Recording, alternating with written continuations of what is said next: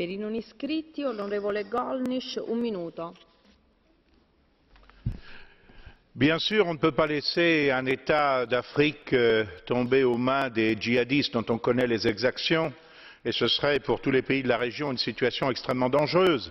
C'est sous la pression de ces faits que M. Hollande est revenu rapidement sur un des engagements qu'il avait pris, c'est-à-dire que la France n'agisse pas de façon unilatérale en Afrique. Or, c'est pourtant bien ce qui vient de se faire. Les alliances, l'Union européenne ont été parfaitement inexistantes dans cette affaire. Ce que je voudrais souligner ici, c'est l'inconséquence très grave de la majorité des partis qui sont représentés dans cet hémicycle, qui ont tous soutenu, par exemple, la cause des djihadistes en Libye. On savait très bien qu'en armant Benghazi, on armait en fait les djihadistes.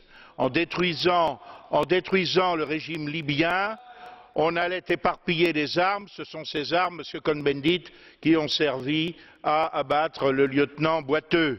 Et ce sont ces armes aujourd'hui qui se retournent contre nous. Et d'ailleurs, ça ne s'est pas arrêté puisque vous vous apprêtez à refaire, semble-t-il, la même chose en Syrie. Alors pour conclure, je dirais qu'il faut agir, mais ce que je souhaiterais aussi, c'est que peut-être on enrôle les dizaines de milliers de jeunes Maliens qui sont en France et qui me paraissent plus qualifiés que les soldats français pour défendre les libertés de leur pays.